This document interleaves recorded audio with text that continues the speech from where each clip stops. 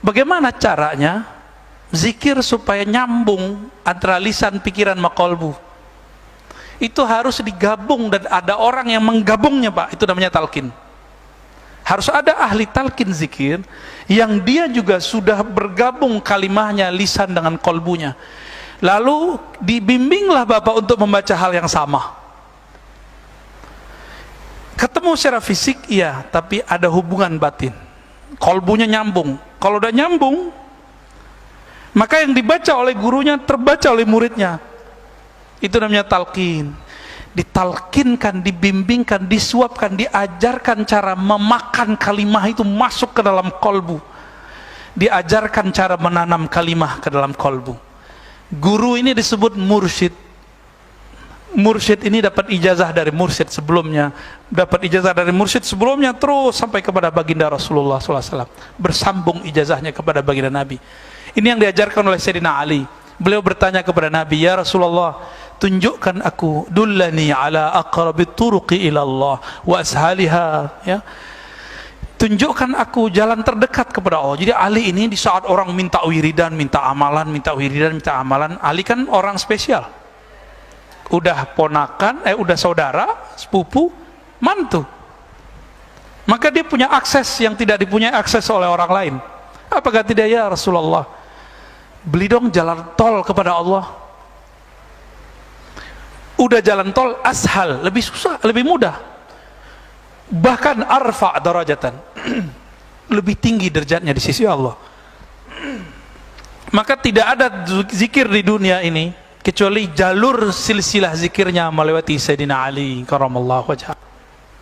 Dan itu bukan Syiah, ya. Kebetulan sanad kita mirip aja sama mereka, tapi ini bukan. Ini sanad Ahlussunnah. Lalu apa kata Nabi? Aksiru min dzikrillah, banyak-banyak aja zikir Ali. Apa kata Sayyidina Ali? Wahai Rasulullah, kalau itu saya tahu, banyak-banyak zikir saya tahu. Caranya gimana? Sama, antum tuh nanya tuh kayak Sayyidina Ali nanya tuh. Ya, jadi ternyata semua orang yang merindukan Allah dan Rasul pasti bertanya seperti ini, pasti mencari seperti antum itu. Dan ini kabar gembiranya bahwa sudah ada nur di kalbu. Nur itulah yang mencari jalan sekarang. Lalu dikatakan oleh Nabi, muncullah di situ teknik thariqah. Tapi kan di luar orang benci thariqah, Pak. Orang mengatakan thariqah syirik, thariqah khurafat. Kalau kita searching di YouTube yang muncul thariqah itu goyang-goyang gitu kan. Jadi nggak muncul yang aslinya. Ya. Maka saya yang tadinya orang harus datang ke kita talqin zikir itu kita anterin, kita ke Jambi, kita buka talqin zikir. Tapi kepada kiai-kiai, ustadz-ustadz yang kira-kira dia sudah mencari lama, kolbunya, mereka mau datang ke majelis kita, itu sudah menghabuskan ego keilmuannya. Yang paling berat untuk talqin cuma satu, Pak, ego sama males. Dua-duanya kembar kan itu. Orang kalau udah ego kan males. Masih muda gitu. Kemana-mana kita, ke Pekanbaru, ke Sumatera Barat, saya pulang kampung, ya, kemana-mana yang kita sebar ini talqin zikir. Tapi kepada orang yang tasdik, modalnya cuma satu, tasdik, mempercayai, menerima guru.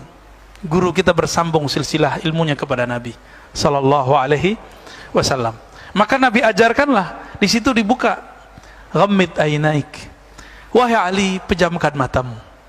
Itu teknik namanya, Pak. Teknik ini akan berkembang sesuai masa. Tapi yang asli begitu. Jadi kalau zikir-zikir yang berthariqah itu pasti pakai pejam mata. Namun ada seorang syekh di Saudi, dia nggak mengerti fan ini walaupun sudah ulama bagi orang lain, tapi tidak ulama dalam tasawuf. Apa kata dia? Nggak boleh zikir pejam mata karena mirip dengan agama lain. Jadi mirip doang nggak boleh kata dia. Padahal jenggot dia juga mirip kan. Tidak ada masalah ya Pak Panji ya. Ya. Lalu bagaimana caranya? Talqin. Talqin sama siapa? Ya cari guru yang silsilah keilmuannya bersambung kepada Rasulullah. Udah itu aja, Pak. Itu GPS-nya. Namun GPS ini ada dua. Peta. Ada peta cuma peta zikrullah. Si guru cuma ngasih wiridan, zikir, zikir, zikir, zikir, zikir. Capek. Benar nggak? Bapak disuruh zikir 1000, lelah. Pak Mirwan pasti nggak mau. Tapi disuruh senam dia mau 2 jam. Untuk sehat badan dia mau. Tapi kalau udah tasdik sama saya nih, disuruh 70.000 juga mau ntar. Tapi kalau belum tasdik, 5 aja nggak mau Pak.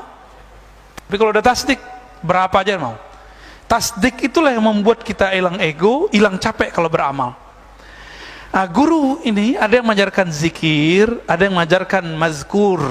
Apa arti zikir, arti mazkur? Zikir itu wiridan, mazkur itu ma'rifatullah.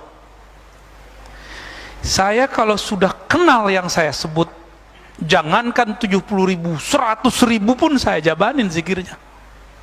Bapak kalau sudah kenal keuntungan yang diperoleh dari kerja di satu tempat, walaupun kena macet, jalanin nggak? Jalanin, karena sudah tahu untungnya kalau sekali sebulan dapat gaji sekian, per event dapat keuntungan sekian. Kita jalani Pak. Kenapa kita mau menjalani untuk urusan perut dan dompet bertahun-tahun? Sebelum pandemi kan bertahun-tahun belum ada Zoom. Kenapa untuk urusan kolbu Bapak nggak mau menjemput sampai ke seberang negeri? Tanda kalau tasdik belum ada. Tasdik itu aslul iman, pokok keimanan. Karena tasdik kurang, imannya goyang.